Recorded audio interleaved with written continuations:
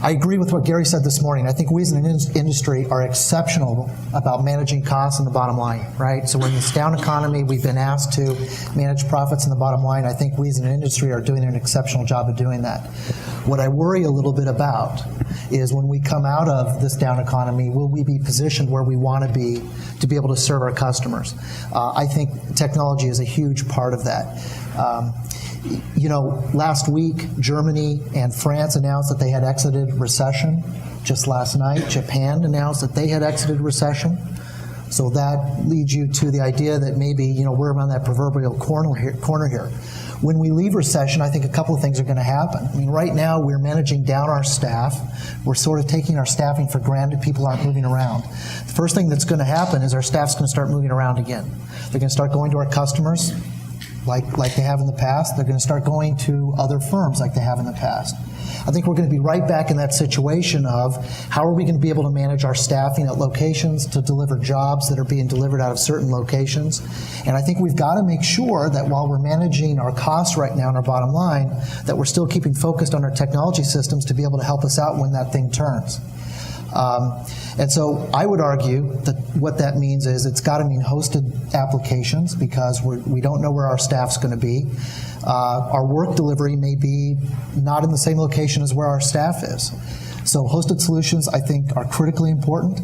I think robust workflow systems is critically important, being able to manage this work. It's going to be, especially for large firms, you're already managing across multiple locations. Now if we've got staffing movement around again, we're going to have to be managing across that. Can I track my work? Can I route my work? Do I know the status of all the jobs and my profitability? So I would argue that those are going to be really important. And one of the things I would just encourage all of us to do, while we're managing the down economy right now, don't lose sight of the infrastructure that we need to keep investing in and advancing so that we're ready to take advantage of things when it turns, because it's obviously going to turn for us. The other thing I think about is, do we have the capacity to understand our future customer as well as we understand today's customer? And what I mean by that is if you think about our customers today, your customers, this has evolved over a long period of time. We know these customers very, very well. Right? They're largely baby boomers.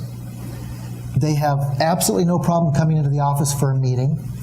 They have absolutely no problem with interacting on via mail or having a lunch meeting with us. I would argue with you that the client of the future is not going to look that way. As the Generation X and Y and millennials come into our customer base, just as they've started to come into our staff base and our staffing base, they've changed the way we work in the office. As they start coming into our customer base, they're going to demand a whole different service offering from us than we have today. And do we have the ability to react to that quick enough? Because the existing customers have evolved slowly. I don't think that's going to happen with the next customer base. I mean, I would envision it's going to move more rapidly. So when I think about servicing these customers, the idea of an office meeting or exchanging things by mail, I think is going to be history. I think you can take a look at a couple of other industries to get some insight there. Think about banking, right? Online banking, how we do electronic bill pay. Think about how you do your investing with your stocks and your investment analysis today. That's all online. Certainly think about your HR benefits. Think about even some medical practices are done online now. So again, I think what our customers of the future are going to demand from us is online, and that means two things to us as a firm. That means our website has got to be more than just a site where we list our partner profiles, right? It's going to have to actually be an e-commerce site. Are we geared to be able to deliver that?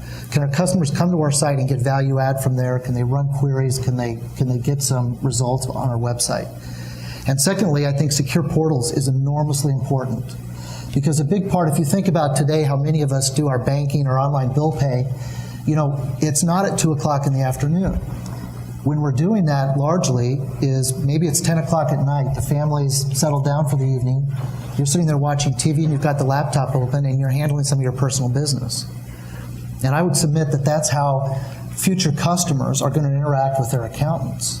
What they're going to want to do is they're going to want to exchange data that late at night. They're going to want to look at results. They're going to want to get their bill and pay their bill late at night.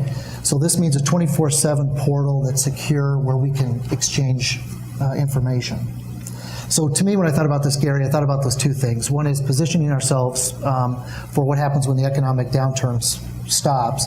And second, making sure that we're aware of what our future customer might look like.